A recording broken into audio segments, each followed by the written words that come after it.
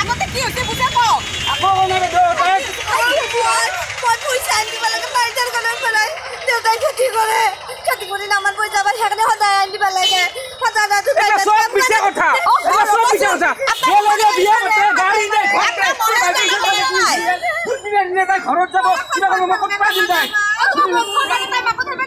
আরে মত খাওয়া যায় যে কইছি আপনাদের সরকারে যে দোকান দিলে তুমি মত খাবা নাকি ও দোকান বন্ধ করে রাখতে লাগে যাই কিনে একটা বহুত ডাঙর মানুষ মানে তার ঘরত তো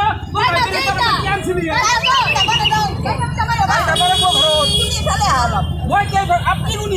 আপনি আমার মাঝে সময় লাগে আপনি কোনি না এখানে তা ঘরুয়া কাছে হই থাকা না না হলে তারে মোরাল কাজ তো কাছে কি হল ঘরুয়া কাছে তুমি মত খাই দেখতে পাইবা মই তাই নাম ও কাছে শুনা ঘর মদর যাই খাদা মুখে মদর বন্ধ এই কাম ধান্দা নকরি ফেলে তুমি মত খাই ফেলে তিরি করতে খাবা লাগি তাই দুদিনের নিয়ে না কথা যাব ইতু লাগে হিতু লাগে মকর পাই দিমে বাজা তাই মায়ের কাছে করে কি আছে কি মায়ের কাছে যৌতুক লাগে নাকি যৌতুক লাগে এটা যৌতুক লাগে লাগে বিয়া বাজে ঘর পাই গাড়ি টাকা কি আনছি তুমি কে হো খাবা যা লাগে যখন দিলা ইমান লাগে খাবা লাগে আপনি আমার তুমি ঘরত যাও ঘরত যাম কিন্তু তাই লগত খেলা মানে বক্ত লগে আমি লাগাতে তুমি যাব তুমি ঘরত যাও তাই ব্যবস্থা আমি করি তুমি যাও তো আজি ঘরত ঘরত তার সব দেখাবো কইছে রে তোর বিছালে লুকেছা তো ঘরত কি দিবা তো ঘরত চলব আয়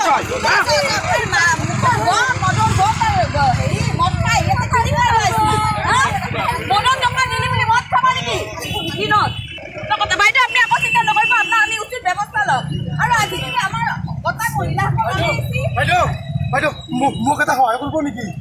মোৰ মা হস্পিটেলত এডমিট হৈ আছে এই এটা কিবা বেজি এটা লাগে ডক্টৰে মোক ফোন কৰি পাগলা কৰিছে মোৰ এক টকা পইচা মোৰ সব পইচা তুমি হানাই কল ন তুমি কি যুক্তি আমি কিবা পইচা দি মই কলো মোৰ মা হস্পিটেলত এডমিট হৈ আছে কিবা এটা বেজি লাগে ডক্টৰে ফোন কৰি পাগলা কৰিছে মোক আপোনালোকে এনে ৰখালকে দোকান মই ঘৰ পাই লৈছো মায়ে পেটত কিবা ইনফেকশ্যন হৈ পেলাই বেজি এটা দিব লাগে তো মই কত পইচা পাতি পেলাই চি আছিল চব চেছ মোৰ মই লাষ্টত উপায় নাপাই এখন ঘৰ পাই লৈছোঁ এখন আপোনালোকে ৰাখক মোৰ ঘৰতে আপোনাৰ চক বাজাৰতে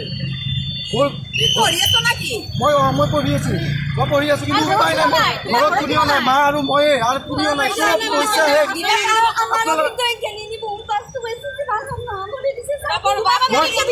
মই আপোনালোকক কিনকে কওঁ মই বহুত বিপদত ফচোঁ আপোনালোকে মোক এনে হয় ভাবিব নালাগে এখন ৰাখকচোন এখন ৰাখক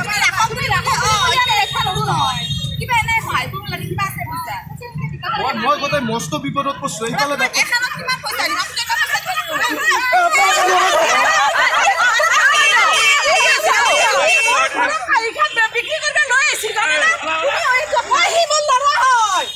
উপলক্ষে আজি নলবাৰী জাতীয় মহিলা পৰিষদে এখন বাটৰ নাটৰ আয়োজন কৰিছোঁ আৰু আমাৰ মূল লক্ষ্যই হৈছে যে আমি নাৰীসকল ওলাই আহি নাৰী সবলীকৰণ নাৰী মুক্তি আৰু লগতে আমাৰ যেটো নিচা এই নিচা নিবাৰণৰ ক্ষেত্ৰত আমি আগবাঢ়ি আহোঁ আমি ড্ৰাগছ নিবাৰণ এখন সমাজ বিচাৰোঁ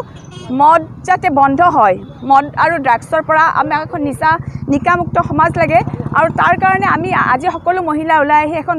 আমি ইতিমধ্যে ৩-৪ ঠাইত বাটৰ নাটত আয়োজন কৰিলোঁ আৰু তাত আমি ভাবোঁ যে আমাৰ এই বাটৰ নাটৰ যোগেৰে আমাৰ মহিলাসকল উপকৃত হ'ব ৰাইজে বুজি পাওক আমি সেইটোৱে বিচাৰোঁ যে মদে বা ড্ৰাগছে আমাৰ সমাজখনক কেনেকুৱাভাৱে কুলষিত কৰি তুলিছে তাৰ ওপৰত যাতে সকলো সজাগ হওক আমাক এখন নিচামুক্ত সমাজ লাগে সেয়ে আমাৰ কাম্য সেয়ে আমাৰ প্ৰতিজ্ঞা যিকোনো খবৰৰ বাবে যোগাযোগ কৰক 7099017330 লগতে 7099017110 নম্বৰত